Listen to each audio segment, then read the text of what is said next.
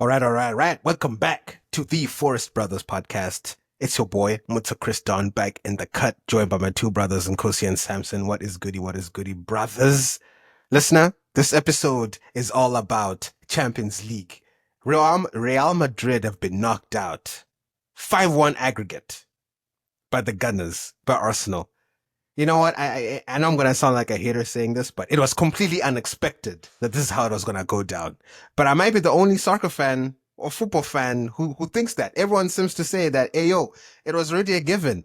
Arsenal were always gonna go through. It's just you who thought that, Madrid had something, but how can I be blamed? We all saw the PR that Madrid was pushing out every 2 hours in the last 24 hours. I even saw a report saying that they flew in Cristiano Ronaldo at the Bernabeu to give a speech. That's how much that's the propaganda that I was seeing there on Twitter. Where like they were pulling in everything. Like they were every post, every such they were really like, hey yo, didn't they even do that post where they put in like a chat GPT translate this in 1950 languages Yeah, and it's 90 minutes at the Bernabeu or something like that. yeah, yeah. That was on the official social media pages this morning. You Yeah. see, I mean, we're all. Hey, listen, whoever was in control of those Real Madrid accounts, I don't know if they got fired after today, or I don't know, but hey, they were cooking. I have to say, they cooked. It's just now embarrassing that they still lost. Anyway, I wanna hand it over to our resident Arsenal fan, Samson, because I know he wants to celebrate and jubilate. So I want to give him the floor to fully express his excitement because, hey, for me, it was an unsuccessful hate watch. So I don't want that to be the thing that leads the part from the beginning. So anyway, over to you, Samson. I'll just start by saying, football is played on the pitch, not on social media, not in the media, not through press releases, not through interviews. It's played in 90 minutes on the football pitch. And that's what Arsenal did. Also handled business on that pitch. And very proud of the boys. Um, Surprisingly enough, I know you guys will find this surprising, but there wasn't too much celebrating on my end today. I know there was from a lot of Arsenal fans, but for me, there was a little bit of celebrating for sure. But mostly that game was just full of nerves, man. Just nerves, just angst, just worry, and then relief. And then of course, contemplation, looking forward, and all that kind of stuff. Um, but yeah, because I felt like I was all tapped out of like celebration last week. Like that high we got beating them 3-0, Declan Rice brace, Marino goal. Like I don't think that there's any game this season that tops that. But this one comes close because wow. I mean, this game had everything, man. Referee drama, VAR drama, the tackles, the fouls. Rudiger stomped on Lewis Skelly's stomach at one point. I mean, goodness, bro. It was a movie, and we came out on top. I mean, it was incredible. It was just incredible. I know we had like iffy moments there, like Bukayo Saka missing his pen. He tried to Panenka the keeper there. It went horribly wrong. Then he comes back and he Panenkas him for real. Oh my days. I mean, come on, gents. You gotta love it, bro. I know you Mutsa, you were seething, but I was you have sick. to respect the boy, bro. I You was have to sick. respect it. I saw a video of at halftime when he was going down the tunnel and he's just walking. Carvajal is there trying to start some shit with him. Like he was like trying to. I don't know what he was. I think he was trying to sun him or I don't Yeah. understand. But Saka was just like, "Hey yo, I'm just gonna go down the tunnel." And he kept following him. And then at some point, Saka was like, my guy. Okay. What? Do you wanna fight? Like, what's up?" I was like, what are you doing, Carvajal? Like, come on, man. He's there in street clothes, bro. Like, what are you doing, bro? What are you doing? He's also 32. Like, why? Why? But yeah, I think that just goes to show, like, we got in these guys' heads in such a way that I don't think, like, we haven't seen Real Madrid this uncomfortable. I mean, I know in my lifetime watching football, I cannot remember seeing Real Madrid this uncomfortable. And I just saw a stat today. This is the first time in 21 years they're leaving the Champions League in the quarterfinal stage. I mean, I did not know that. I thought 21 years? 21 years. Damn. I thought for sure they've been out, you know, other times, but apparently it's been 21 years. Like you can see it. Like these guys are shocked just as much as like, you, Mutsa, and like everybody shocked, couldn't believe it. And that's why you're seeing the anger, the petulance from some of the players. I saw Jude Bellingham having a go at Rice and Miles Lewis Skelly, even though they're English teammates. Um, I saw Rudiger, like I said, Rudiger was going at a lot of people today, man. He kicked a lot of people today. And he did not, I don't think he got a card. Or maybe he got one late. It did go. Yeah, he got one. But yeah, I saw a lot of frustration. And I'm glad because I think this Arsenal team, it's finally showing the world that yeah, we are tough to beat, man. Um, and we finally shedded that like um lightweight mentality that we used to have where, we just crumble under pressure. Because I'll remind the Arsenal fans out there, it's not like we haven't been to quarterfinals before. We have. We've just been battered in them, just destroyed. This is our third semifinal in history that we're making.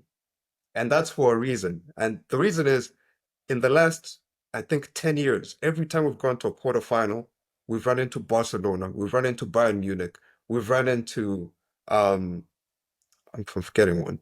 Uh, anyways, we ran into clubs like that, and we've lost those ties in the worst way possible. I remember 10-2, okay? I remember 5-1 at home, 5-1 away. This is not that team anymore. And I'm just so proud of the boys. I'm proud that that's not us anymore. We can walk with our heads held high. And yeah, it's a beautiful day to be an Arsenal fan, man. Absolutely beautiful. You see me, I'm beaming. I haven't stopped smiling all day, man.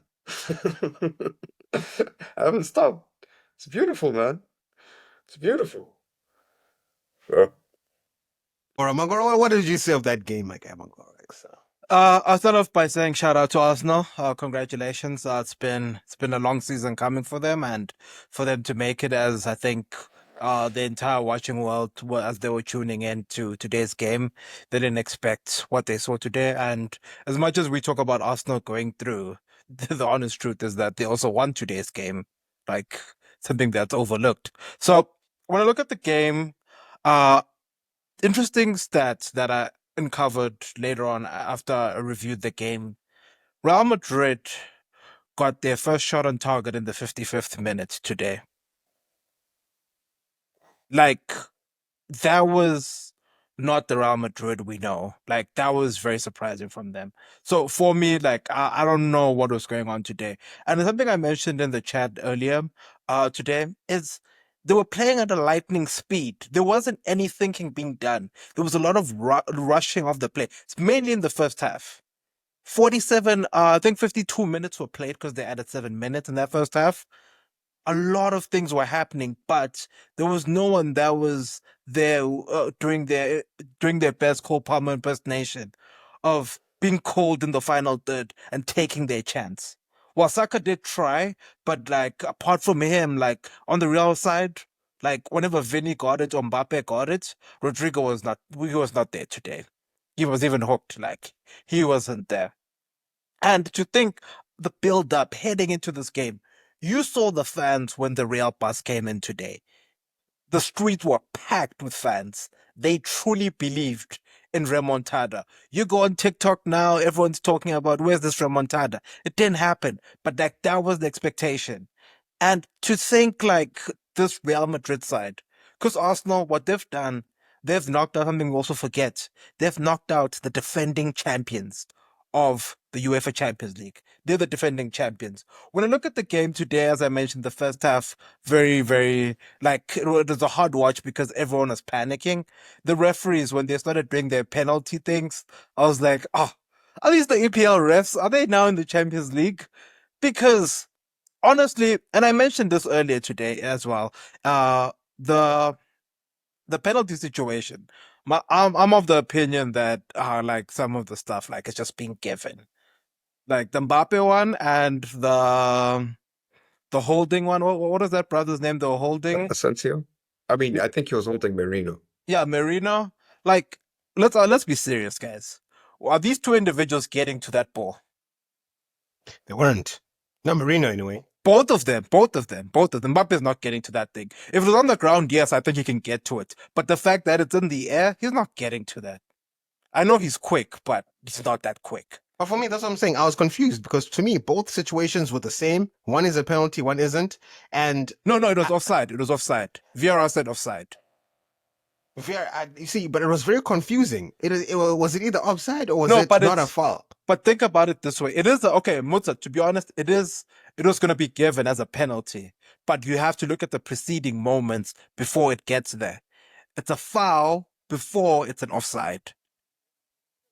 Oh, you mean it's an offside So, before? yeah. Sorry. It's an offside first, and then you look at the foul. That's what they look at because they look at the preceding incident that happens. Thanks But for I that, didn't see. Samson. I didn't see any lines get drawn. Where was the technology that said? UEFA doesn't draw lines from what I've seen. They use the semi-automated offside, but Where was that it? was very close. So when they look at the VAR, I don't think they look at it. But we saw Muta, you saw it was offside. Like Nah. that white shirt you saw that white shirt. Rice's foot was like, My guy, you in saw line. that white shoulder. Because think about it, they start here at the shoulder where the jersey starts, and they count from there, the offside line. And you could see that brother was leaning, so it's offside.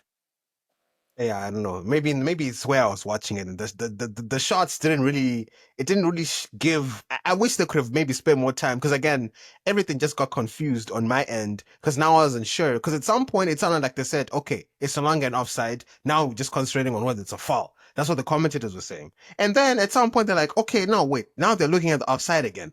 And then when the ref finally went to go check the monitor, I was like, "What is he looking for?"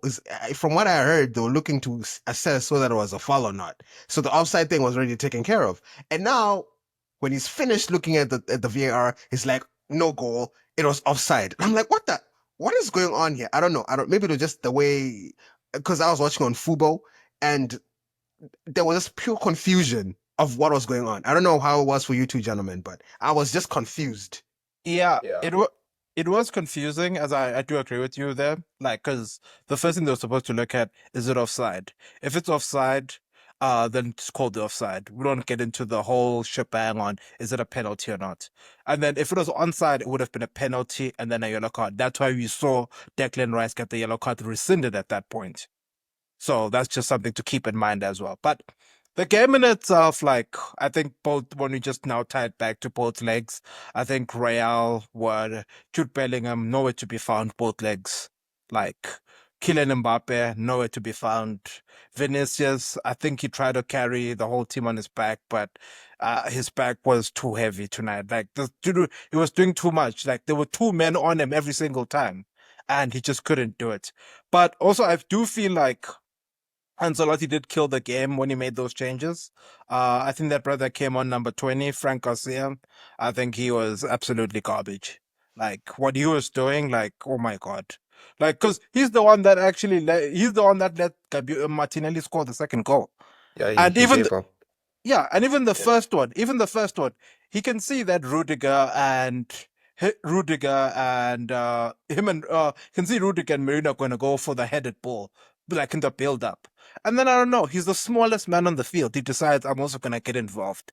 And then when he jumps, now he's playing center back, Rudiger's playing left back. Because if you follow that play closely and you look at their positioning, by the time it gets to Saka and he's chipping it, like the defense is already disjointed because when Rudiger recovers back into position, he's now at a point where he can't tell the other center back, who also is very questionable at number 35. Is now he can't tell him, yo, there's a man making a run behind you. Watch the space behind you. Because like literally, when Mourinho got the ball, then he played that pass. It was the easiest pass that he could ever play.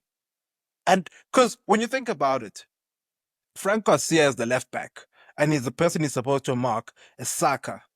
And now, when he's out of position, he's not able to follow the runner into the box because that Saka's his man. He was supposed to follow Saka through and through. Because at that point, Saka's now alone there. He's chipping the ball. But I also do want to address that first half penalty. Samson, I think you need to shed some light there. What the hell was that by Saka? Like I understand Panenka, but when you Panenka down the middle. Yeah, That was garbage. Like yeah. we call out garbage here. Like that was horrible. Like we'll give That credit. was. He did score the other goal, but we also call out nonsense. That was absolute nonsense. I saw a tweet that said Saka's finally unlocked his arrogance gene, and I'm like, I get it. He's arrogant now. He's behaving like, the top wingers in the world do, the Mbappes and the Neymars, they would try something like that, but not in this moment, brother. This is something you try against Ipswich, bro. That's for that. This game, Panenka to the left, are you mad? I think I tweeted at halftime, I need his mother to go into the dressing room and slap him because what was that, bro? What in the world was that? As the leader of this team, I was so angry with Saka in that moment. But at least he made up for it. But yeah, you're right. That was one of the worst penalties I've ever seen. Honestly, one of the worst. You should Should actually never be try that. angrier at Odegizi. Odegaard dropped a stinker today. Absolute stinker. And and I'm saying that as a hater and a person who's actually watching the game. That boy Odegizi, hey man, he did nothing today. You know what pisses me off about Odegaard is that we could have actually, in my opinion, we could have scored like 2 goals in the first half. Because what Madrid were doing is they were trying to lock down our wingers, saying, Martinelli, you stay here on this wing, Saka, you stay on this wing. And whenever they try to come out, they would foul them immediately or put 2 guys on them. Odegaard had so much space to carry the ball and drive at the defense. What does he do? Anytime he touches the ball, he's pointing towards Saka. He's looking for it. Hey, Saka, you go. Take on those 3 defenders. Take on those 2 defenders. Me, I don't want it. Like, seriously, man. If we just had, even if we had Nwaneri on, I swear to God, bro, we could have scored some goals. Because our captain doing this, turning around, passing it outside, this is not a leader, man. This is not a leader. And I'm so tired of that guy, bro. So tired. But I think also what we also need to do is we need to criticize Real. Like in all honesty, they've spent years building what they call this fantasy team, and they have it, and they get knocked out by. In all honesty, even Samson, you can agree with this. That back four, the left hand side, is not your starting back four. Oh, In I all think honesty, at this point, I mean, Kivio aside, yeah, but I yeah, think but Lewis like Kelly is the guy, I think. in all honesty, between Scalia and Calafiori, when they both fit, Lewis Kelly. oh, I'm telling you. that's an interesting perspective. But I would believe that Gabriel would be there and Yeah. Calafiori would be at left back.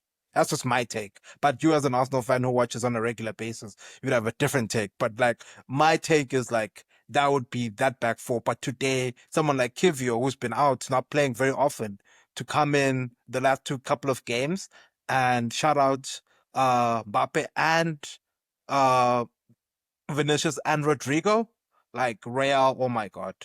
I think there has to be a hard reset. They need to look at themselves closely because you've assembled what is possibly the best team ever, but for some odd reason, when it matters, they just can't show up. Like today, they didn't show up. We've seen them even in Classico. They lost 5-0. They were nowhere to be seen. And these little young players from Barca were doing whatever they want. Now, today, when it matters, the hype is there. We saw the tweets last week. We saw the tweets of it's happened before. We saw them. Like, well, now, nothing. So, I don't know, like, Real, oh my God, like, when they were throwing on Danny Ceballos, that's when I knew, okay, they have no hope at this point. They have no hope. Yeah, Real really disappointed me today because again I had so much, I bought into the hype. I bought into the hype from what they were saying. I was like, I know this is Madrid. We've been here before. They can do it again. They've got Mbappe, they've got Vinny, Rodrigo, they've got the sauce, you know. And Mbappe also came off injured, of course. I think was it around the 60 something minute or whatever. So that was also very unfortunate for the boy Mbappe. But yeah, I was very, very disappointed. But I will say that, I think this thing. I just wonder though, if Rice didn't score those two, free kicks that no one expected him to put away, like if that game had ended like 1-0, 0-0, I'm sure today would have seen something a bit different. But the fact that Arsenal were up 3 goals in the first leg, and then now Madrid, I just don't think Madrid had the facilities to score 3 goals. And hey, you know what? I'm a hater, but I have to give credit to where credit is due with Arsenal today. Like, even though they were in they were the Bernabeu, these guys were playing proper football. Like anytime they were actually like going at it, I was like, all right, Arsenal are actually they weren't scared. They were like, they felt right at home. So I was like, Fez, because I was like, okay, that penalty in the beginning definitely pissed me off because again, it's not as if it was called out immediately. I think the player went by like 2-3 minutes, and Yeah. then they're like, oh yeah, guys, there was a foul in the box, and I was like, wait a minute, what's going on here? So I thought maybe the fact that Saka's penalty was saved will galvanize Madrid to get off their to now begin their I thought that would give them momentum, essentially. But it really didn't. Arsenal did well. I will say, though, that I was surprised by Saliba today. Saliba, like, although he had a decent game, but he made some mistakes that I was very, very surprised by. I don't know if he just was too comfortable. I don't know if maybe he's now losing concentration. Maybe Samson, you can speak to it. But what happened to the boy Saliba today? He did the exact same thing Saka did with the penalty. Because he saw that, I think it was Vinicius, right? Vinicius Yeah. closing him down. Yeah. He saw him coming. He mustn't act like he didn't see him. He saw him. And what he tried to do is try to put it between his legs. That is literally what he tried. Because if you watch his legs, he he tries, like he points his leg, his right leg, and he tries to flick it between that guy's legs, and he fails miserably. And I don't know why, man. I don't know why you would try that at that time. And I get it. Like I said before, it's soccer. Ipswich is on the weekend. He's probably going to do it against Ipswich. And he's probably going to be very successful doing that because he does it all the time. I've seen him. He can put it through anybody's legs. I get it. But my guy, you gotta read the room, bro. This is not the time. We've just scored, man. Literally, we just scored 1-0 up at the Bernabeu, bro. These guys are losing their minds, and you're just giving them hope. I couldn't believe it. I couldn't believe it. But lucky for us, Madrid did not have any juice left at that point. Mbappe, I think he got injured soon after that. Ancelotti made his funny subs. Endrick, oh my days. They were not bothering us after that. Not at all. So it was good. We're just coasting, until the end there. So Hey, solid. I mean, to beat these guys 5-1 on aggregate is crazy work. And I will say, I know I'm Skelly's biggest hater, and I still am. But you know what? Today I could see why people like him. I was quite impressed by the boy Lewis Skelly today. I was like, you know what? I can understand. He'll hold up people and then make a pass. It usually got to its man. He did have a mistake there, like when he slipped, or I don't know what he did, but he did make a mistake that almost could have led to a goal. It's just that the boy Vinny couldn't put it away. But you know, overall, again, I was like, he's had a decent 2 legs. The boy Skelly. No yellow cards. I wanted a red card, but yeah, so no He did cards get a from the boy. yellow card. Yeah, Start it's there. I want to make that very clear for y'all. He didn't even catch a card in both legs. So yeah, very Can I disciplined, the boy. can I ask Samson two questions? First one, from an objective point of view, coming into this game, the first leg, and later on into the second leg today. Take away your Arsenal hat. First question to you is, did you believe that Arsenal had it in them to beat Real? That's question number one. Question number two, now that you've beaten Real, do you now believe that you will be lifting this trophy in Munich like Chelsea did in 2012? Well, of course, I thought it could be Real. Did I think we could beat them 5-1, 3-0 at home? No, I did not think that was going to be the case. I thought we could squeeze out a 1-0 and then go park the most diabolical bus at the Bernabeu.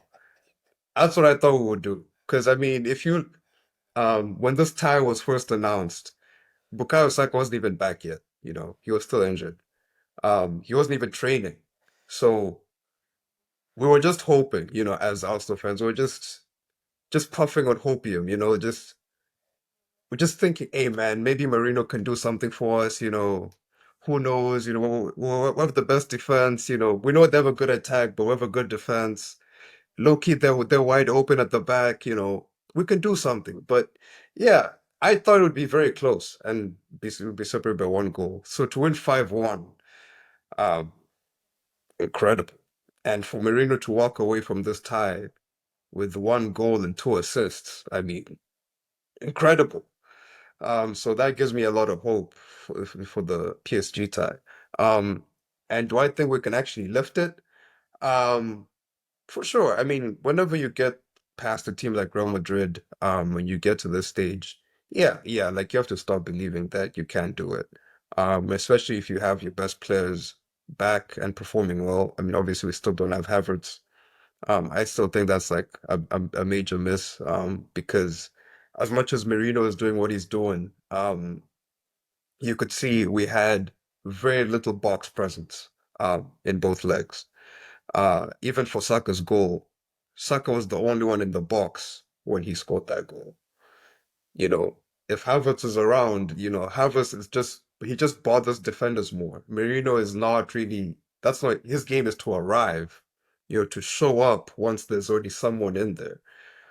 So, you know, it is gonna be difficult, but like I've said to other people before, you know, we have beaten PSG this season, and I think PSG, the way they play, um, you know, they play with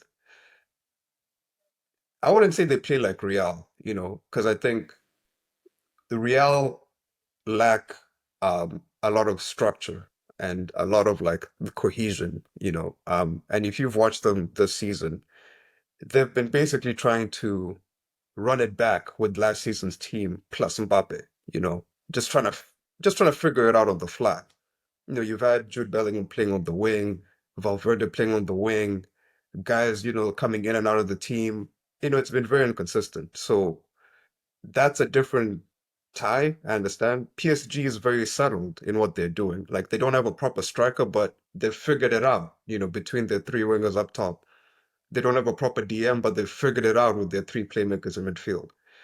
They have two very attacking fullbacks, but they've also figured it out how to, you know, be attacking but also drop back. So way more challenging tie in my opinion. And where we'll meet in the final, if we do make it that far, Barca, Inter, I mean, they've been dominating their leagues as well. So it's like it's gonna be tough. So I do believe because, you know, I think this Arsenal team, if you watch Declan Rice today, I mean, wow.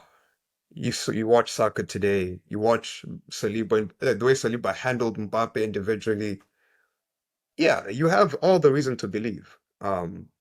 It's just a matter of like, you know, can we keep it going? Can we avoid some injuries? But yeah, I think we have a chance. Wait, who do you think you have a better chance of winning against between Barca and Inter? That's a tough one. Low key Barca, just because they're gonna play their high line at the halfway line. And the thing about Barca is unless they change how they play, they're always going to give you opportunities to score and counter. It's just that they also have a very like incredible attack. But you know, I trust our defenders. So Inter for me, because Inter, man, I don't know if you guys were paying attention to the Bayern game at all, but I was at a bar where they had Arsenal game here, Inter game there. And those guys are just relentless, bro. Like they don't even have to beat you the way they want to, you know, like because their game is counterattacks, using the wing backs and crossing into the box into their strikers. They scored from set pieces. Like they are set piece merchants the same way we're set piece merchants. Like that is scary for me. like, like whatever dark arts we're cooking, they can match us, you know, like blow for blow. So yeah, I'm terrified of those brothers. Plus they've beaten us this season, and in that game, they've made it very difficult for us to even have shots on target. So I'd say Inter is going to be the tough one. Could I ask a question to Mr. Mutsa now? While we're on this topic, as Samson is talking about, is believing now that it's finally coming to the Emirates this year. And Mr. Mutsa, you've expressed throughout the season absolute hatred for Arsenal and a certain other team called Liverpool. If you were to choose one, Mr. Mutsa, can you tell us right now? Arsenal win the Champions League or Liverpool win the Premier League? Over to you. I mean, Liverpool already winning the league. Honestly, I'd rather Liverpool win anything before Arsenal win it. That's how I feel. Like if it was okay, Liverpool win the Champions League again, I'd rather Liverpool do it than Arsenal do it. That's just the honest truth. Because the fact that when Samson was talking about Madrid haven't lost in the quarterfinals in 21 years, I was like, that's the same time span that Arsenal hasn't won the Premier League. So I was like, you know what? I like that. I like that a lot. And I just know that, to be honest, Arsenal fans are way louder than Liverpool fans. Liverpool fans will be like, yeah, as a Spurs fan, we lost to Liverpool in a final in the Champions League, a few years ago. So that pain I'm used to.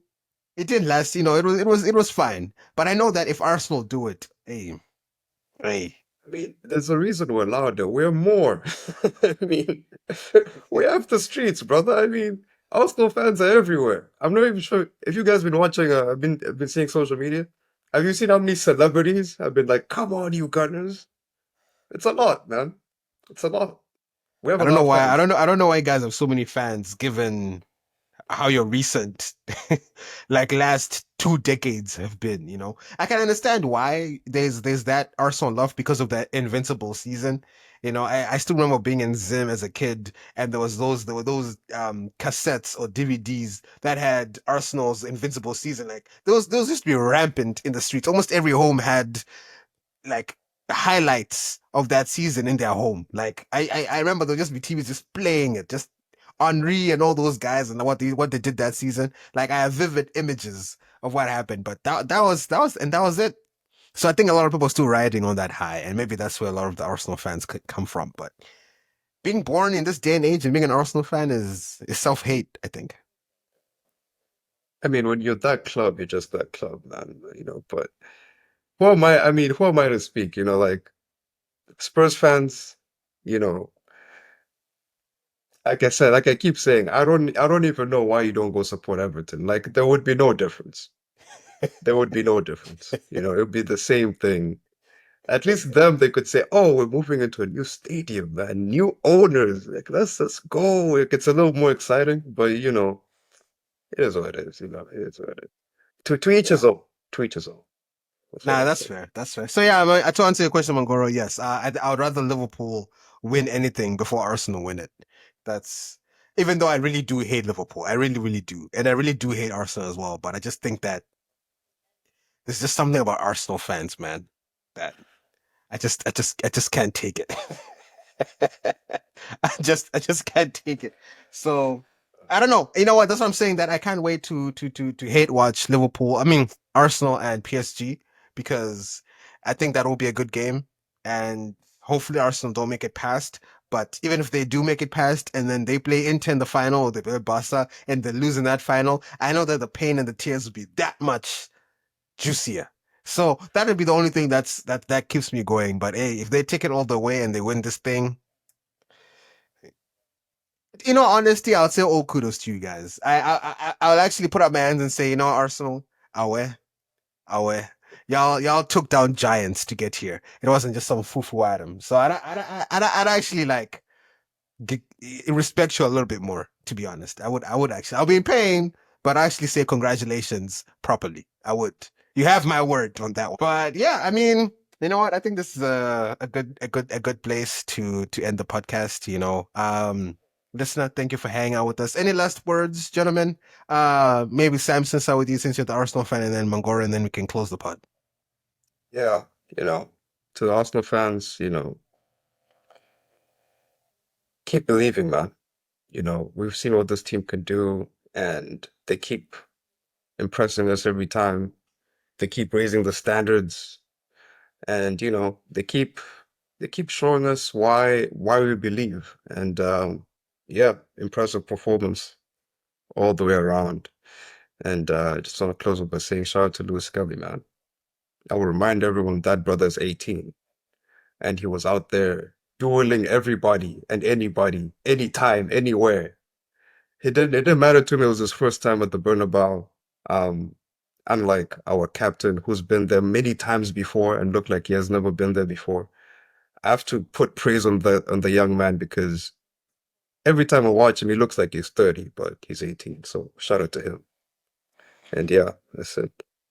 Yeah, shout out to Arsenal. It was a coming of age moment for this young team, and shout out to them. The sad reality of it that I haven't dropped in the episode is that I believe this is my personal take. This is the end of the road for Arsenal. Uh, may seem outrageous at this point after they've beat Real 5-1, but I truly trust in the front three that PSG do have. If they field them, of course. Ousmane Dembele is cooking. Desiree Due is cooking. And the boy that I always praise and I'll always praise, the talent, Bradley Barcola. So they'll do the business. I think PSG will be back in the Champions League final this year. So shout out to them. I'll be getting a PSG shirt for the cup final that I'll be maybe watching live. Who knows? But shout out to PSG. I believe that this is the end of the road for Arsenal. But that's just my take. But yeah, listener, thanks for tuning in, and over to you, Mr. Muta. Yeah, I mean, you know what? A PSG versus Inter final will be crazy. That'll be that'll be a very interesting final. Um, I'd love to watch that. I think that'll be the first final in a while that we don't have a team from Spain, right? If I'm not mistaken. So without a team from Spain or the Premier League, like Italian versus France final Champions League. It's been a long, long time since that has I happened. think the last So, one was PSG Germany, a PSG buy in 2020. oh, that's 2020. Oh, so Yeah. that's closer than I thought it was. Okay, yeah. So I mean, it's been 5 years. So it'll be interesting. It'll be interesting to see. But anyway, listener, we will obviously be covering when these games happen. I'll be very interested to see how they play out, and we'll be right there. Trust. So with that, we want to say thank you very much, listener, and we'll catch you on the next one. Peace out.